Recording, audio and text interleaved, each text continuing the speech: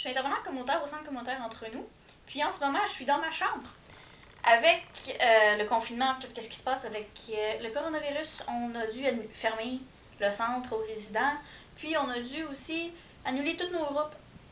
Puis on avait un groupe qui s'appelait Entre Filles, qui allait super bien. Moi, je tripais avec les filles. Puis on a annulé ce groupe-là. Donc on a décidé d'essayer de faire des lives sur Facebook. L'affaire, c'est que moi, en live, apparemment, je suis pas très douée. Donc on fait des vidéos sur YouTube finalement.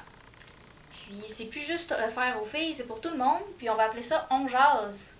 Donc, bienvenue à On Jase.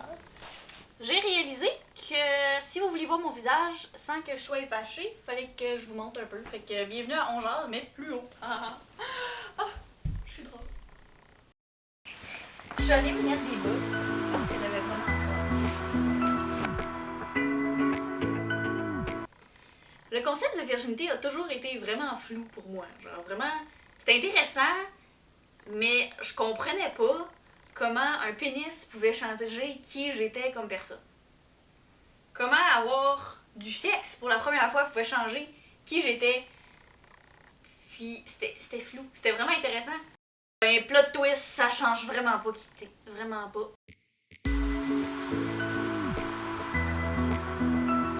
Habituellement, quand les gens pensent à perdre la virginité, ils pensent surtout à du sexe, pénis dans le vagin. Mais what if les deux on a ça? Ou les deux on a ça? Ou what if j'ai jamais été pénétrée par un pénis, mais dans les 3 dernières heures, j'ai fait du sexe oral non-stop? Est-ce que je suis encore vierge? Le concept de virginité remonte à au moins 10 000 avant Jésus-Christ. Il prend place pour 2 raisons. La première raison, les moyens de contraception n'existaient pas dans le temps. Donc, c'était une façon de prouver à un dude de t'es le père, t'es responsable. Parce que, moins de 10 000 avant Jésus-Christ, les femmes avaient accès à rien. Les hommes contrôlaient tout. Les biens, les logements, la nourriture, les vêtements, tout. Donc, une femme, si elle tombe enceinte sans être mariée, donc, elle avait accès à rien. La raison numéro 2, c'est que avoir une fille vierge voulait dire des sous pour ton papa. Dans le temps, jusqu'à il y a malheureusement pas si longtemps, les femmes avaient le droit de rien. Ils n'avaient même pas le droit à elles-mêmes. Donc c'était leur père qui était responsable pour elles jusqu'à leur mariage. Ensuite, c'était leur mari. Donc avoir une fille vierge voulait dire que les prétendants venaient chez vous et demandaient à ton père pour t'épouser. Habituellement sans te demander ta permission. Et offraient à ton père de l'argent pour faire ça. On voit encore des échos de ces traditions-là aujourd'hui pendant les mariages. Ton père qui descend l'allée avec toi pour te donner en mariage, pour donner ta main. Ton chum qui demande à ton père pour ta main en mariage avant de te demander, qui te demande pour sa bénédiction. À porter une robe blanche au mariage, blanc qui signifie être pur. Un peu raciste. Pas beaucoup, juste un peu, hein? Les filles qui étaient alors plus vierges, qui avaient eu des relations sexuelles ou qui avaient été violées, parce que ça l'arrivait dans ce temps-là aussi, étaient alors considérées plus bonnes à marier, ils étaient déshérités, ils étaient forcés dans la prostitution parce qu'ils ont sali l'honneur de leur famille. Dans la Rome antique, le père avait le droit de tuer sa fille pour avoir déshonoré la famille, pour avoir eu des relations sexuelles avant le mariage. Encore aujourd'hui, les crimes d'honneur donnent permission aux familles de battre, mutiler, tuer des filles qui ont déshonoré leur famille parce qu'elles ont eu des relations sexuelles avant le mariage. Est-ce que je dis que le concept de virginité n'est pas important pour certaines personnes? Pas en tout. Est-ce que je dis que ta première fois peut pas être spéciale, puis que c'est quelque chose d'important pour toi? Du tout. Si c'est quelque chose que tu tiens à cœur, je suis fière de toi.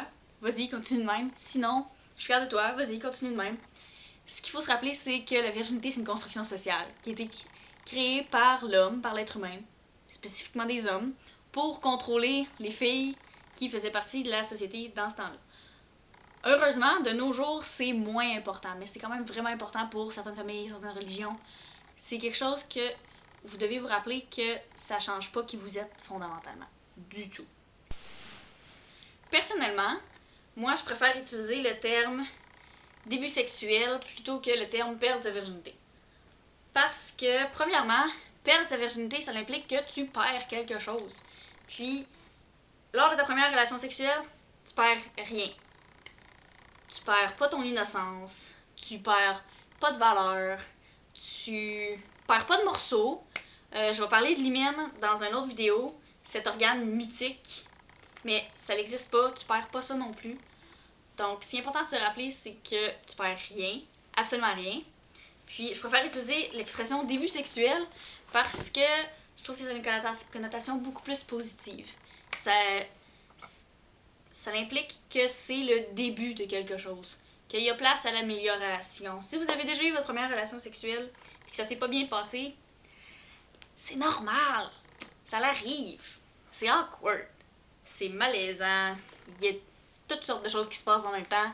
Je vais faire une autre vidéo, là j'en ai comme plein de vidéos planifiées, je vais faire une autre vidéo sur la première fois, nos débuts sexuels, qu'est-ce qui se passe, je peux même vous faire une story time, peut-être. On va voir. Donc c'est tout pour aujourd'hui. Merci d'avoir écouté la vidéo. Si vous avez des questions, laissez un commentaire. Si vous avez des sujets que vous aimeriez que j'aborde, laissez un commentaire. Je vais aussi laisser mes coordonnées dans la description si vous voulez m'en jaser. Si vous avez des idées mais que vous n'osez pas laisser un commentaire, vous voulez pas que tout le monde le voit, c'est correct. Moi je suis bien d'accord avec ça. Et n'oubliez pas de vous abonner et de me lâcher un like parce que je suis humaine. Puis on veut que plus de gens possible voient ça. Donc, c'est ça. On se voit la prochaine fois. Passez une belle fin de journée.